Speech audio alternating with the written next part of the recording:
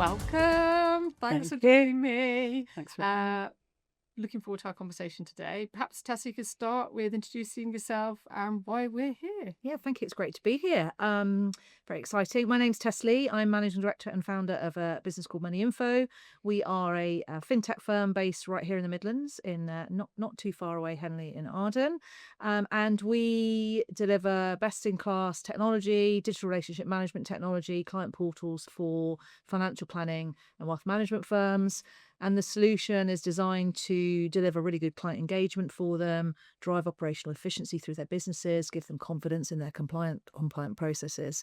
And we work with firms of all different sizes across the country, actually, not just in the Midlands. But yeah, that's what we do. Brilliant. Enjoy. Hi, yeah, great to be here too. I'm Gemma. I am the operations director at Jigsaw Tree, and we specialise in helping firms get the maximum out of their CRM systems. That can involve configuration, training, helping design new processes and revamping the way they do things. But also we've got the outsourced arm also where we do income reconciliation and administration services, process mapping and consultancy. So broadly within financial services? Yes, in financial services and financial service Worth firms. mentioning, we work together as well. We which do is work really together. nice. It's quite a nice combination. Yeah. You obviously do all the internal operation efficiency stuff for firms, and we give the technology to help bring that to life. So We do. it's a makes good sense. combination. And is that what helped bring together the starting point for Yeah. Finance Collective? Well, I suppose it did, didn't it, really? Because I've worked with Chris Bagent Reed for a long time. We worked together actually in the same business too many years ago, though. I want to mention really, but many years ago now. So we've worked together for a long time, obviously working with Jigsaw Tree, and we just saw an opportunity to do something different and to do something in the Midlands. And that's really where the Women in Finance Collective was sort of born from, I guess. So why do you think it's needed then? What was the bit that you're honing in on and the purpose?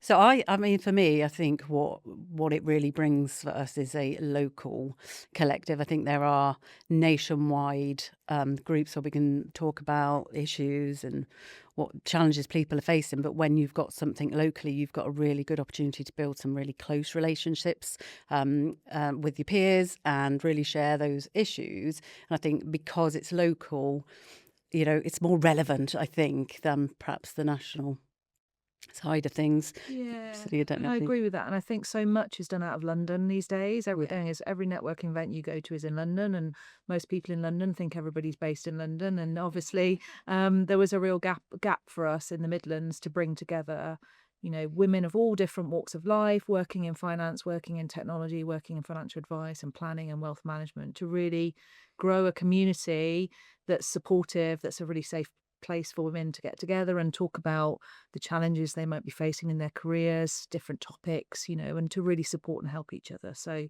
I think there was definitely a gap, and hopefully one that we're filling very well now. Absolutely. I think people feel comforted by it as well, knowing that we're all facing the same Well, it's a challenges. purpose, isn't it? I mean, Yeah. what's the role of place? And the way you said there is community, isn't Yeah. it? And connections, and you just got that different bond and actually bringing people together, because this isn't an online experience, is it? Exactly. And I'd have loved that when I was younger in my career. We didn't have that, and back then, even more so than now, it was still a very male-dominated industry, financial services. Quite often, you still are actually quite often would be the only woman in the room. So to have that community of like-minded women and to see, my younger self maybe in that room, and what would I have benefited from back then? I think that's really important to be, a support for everybody, really. So thinking about that support then, what do you think are some of the biggest challenges or needs of women in finance at the moment? So I think there's a few things. I think there's a gap in leadership. So, I mean, I started in financial services 20 odd years ago, and I would say it's only been in the last sort of 8 years or so that I really understood the roles that are available to women in finance. We were very much driven towards the admin support side of things. And when I started with Jigsaw Tree, it really opened my eyes to what's out there. And I think a lot of people don't realise what there is available and what routes that women can take.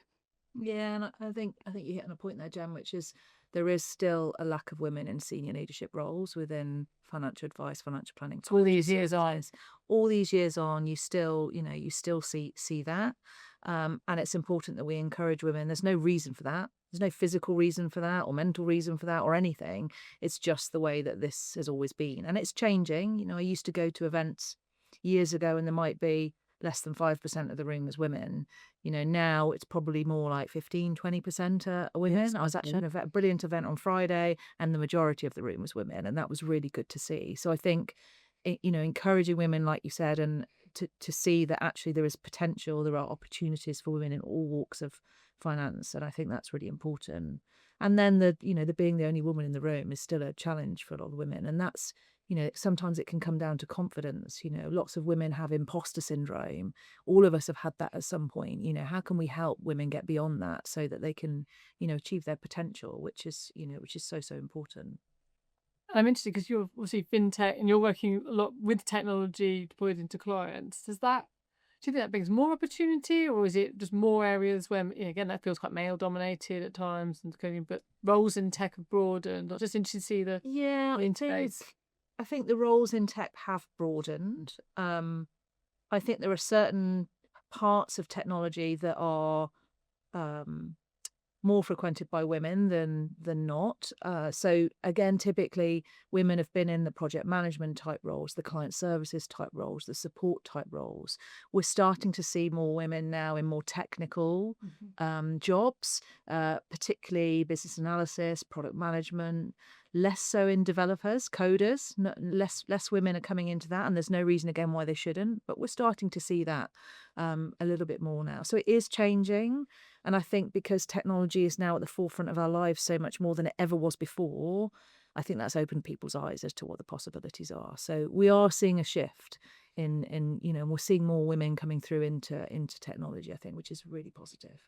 Have you seen that in your client base at all? Yeah, absolutely. You know, particularly on the project side of things that Tess mentioned there about project management, and coming from a firm that is predominantly female, I think women are brilliant at multitasking, planning, being organised, getting things done. And I think that's why we see that in the project management. But the firms we work with on those projects, definitely there's a higher number of females involved in those project teams, making those decisions about the processes that actually they follow, not being told what they need to do, but really getting involved. So how does it all work then? You know, you got the name. I mean, there's a motivation. Got a name, the Women in Finance Collective. So, well, we send out. We've been inviting women from our networks, basically between myself and Gem and Chris and other people that are involved in the group. We've got a wide network of women within financial services, so we've reached out to all of them, and once a quarter we meet up in a Birmingham location, generally in the city centre here, because it's brilliant and there's lots of great places where we can meet. We'll set some theme maybe for the session. We generally have some speakers. We like to do a nice exercise, don't we, Gem? Get involved, doing something practical, and it's all about, you know, furthering women in their careers really, and giving them the support, maybe a bit of mentorship and advice and help that they need, and that we can all benefit from. And actually we all learn from it, not just, you know, the people that attend. You know, I learn so much every time we do one of these sessions as well. So really the feedback we've had so far has been fantastic about how valuable it's been for the women that have attended. So we're hoping it will grow and grow and grow, and you know, watch this space, and who knows where we'll be by, you know, this time next year. Yeah, I just started to pick up on that as well, because some of the speakers that we've had over the last couple of, you know, there's really been some, oh wow, moments when they're talking, like I've never looked at it like that. And it's just really great to hear other people's stories and their experiences. So that's what I love about it, and that's what I get out of Bring it. examples, like what sort of things are you talking about?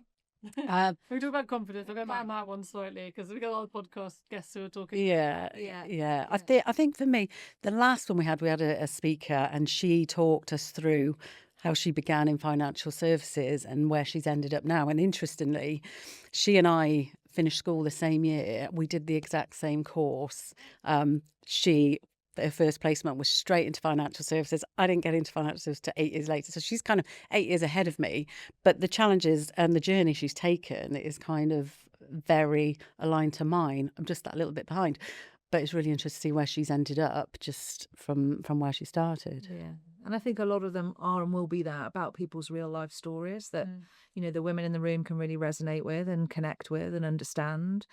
We've got a brilliant speaker coming up next time around personal brand. So lots of different topics that really can help women in their careers and in their networks. And it's just about broadening that network now as we move forward. Would you hope the long-term success might be?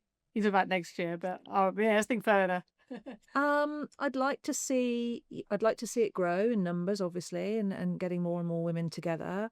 I'd like to see some real life success stories come out of it. I attended this networking group and from it I learned X, or I connected with this person. There's so much opportunity when you get people together in a space that they feel really comfortable in, for them to further themselves personally. So I'd like to see some really nice success stories from the women that are part of that group. I think that's the most important thing, is how it's helped them in their personal lives, their careers, and within the finance arena. Yeah, I'd agree. And I think sharing those success stories will only help drive it further, wouldn't it? It will only get more people engaged and involved in it. So it'd be great to hear. When we're here, 2025, I feel like this isn't a new conversation. It's a bit surprising in a way, isn't it, that we are still having it? That's really interesting. Why you think that might be, personal experiences, I think it's a yes and no on whether it's surprising or not. It should be very surprising in this day and age that we have these conversations still, and yet it's not. And I think financial services is not a fast moving industry in terms of change, right? We see that in technology. We still lag behind in terms of technology adoption within financial services. So we're not quick to change in this industry. And I think, historically, you look back, a good few decades now, it was very, very male dominated, if not completely male dominated at one time. And I think it's just the pace of change has been very slow. And when you bring tech into the mix, you kind of got double that impact, really, because again, technology traditionally was very male dominated as well. So I don't think it's surprising the pace of change, because we don't see that happening fast. But I think you're right, in 2025 that it should be different. But we're still, like I mentioned earlier, we're still in events and in rooms where women represent maybe less than 20% of the people in there. So lots to do, but that's what this is all about. We can drive that change for the better, and we can support those women that are coming into their careers and help them forge their paths, and it will change, and hopefully we'll see that pace accelerate. But I'm not overly surprised, I have to say, that it's the way it is still. Yeah, I'd agree. Not surprising, but probably more disappointing that it's still the same. And, I talked a little bit earlier about when I first discovered what routes there were for me. But, 10, 15 years ago, I was with a firm. I'd been in admin, and I thought my only routes were paraplanning or advisor. I took the paraplanning route. Didn't love it, but I was surrounded by female paraplanners and female admin support, and all of those advisors were male.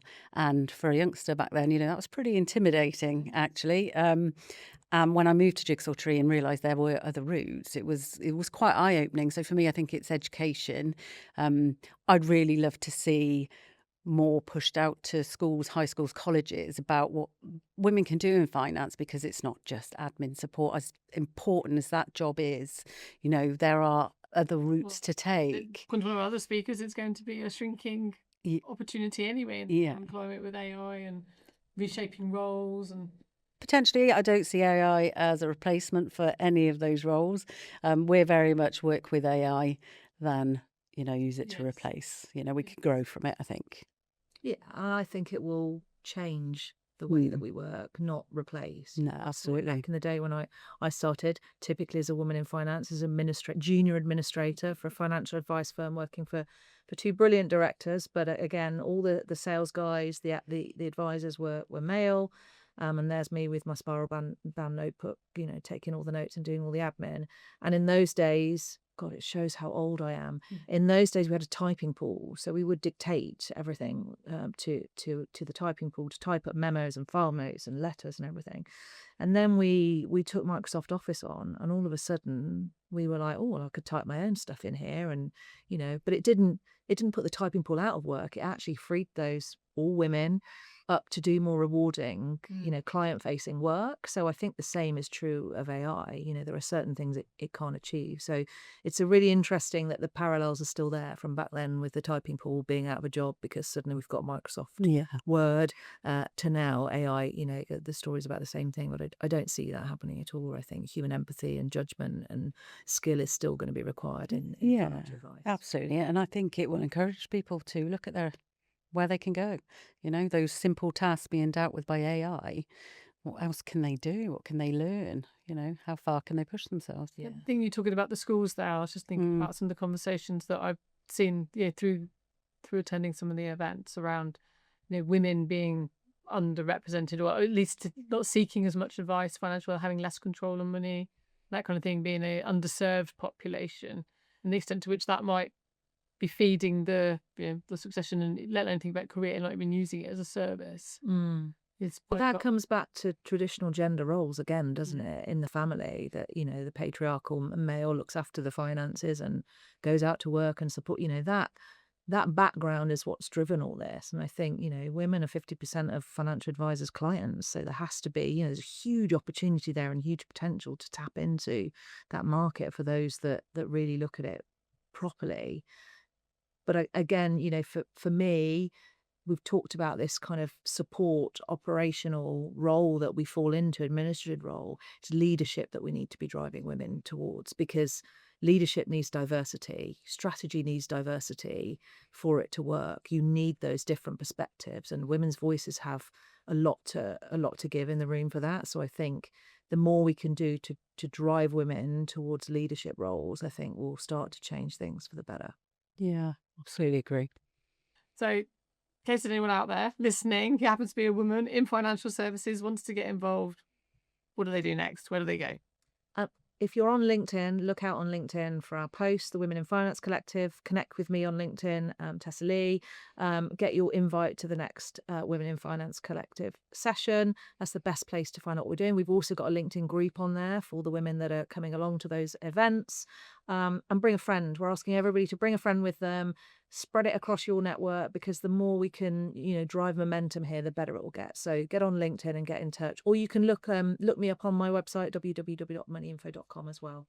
So lots of easy ways to get in touch. Yeah, absolutely. Chris Agent Reid as well on LinkedIn, myself, Gemma Lounge on LinkedIn, and you can go to our website, jigsawtree.com. But I would say absolutely come along. I think you'll get the first step. Yeah, you'll get a lot out of it. And you get food as well. You do. You get food. You get really well fed, don't you? Sometimes there's a glass of fizz as well. They may, absolutely. Depending on the day, the time. Exactly. Yeah. Thank you so much for taking time out of your busy days to talk about this important initiative. Happy to. Thank you. Thanks for having us.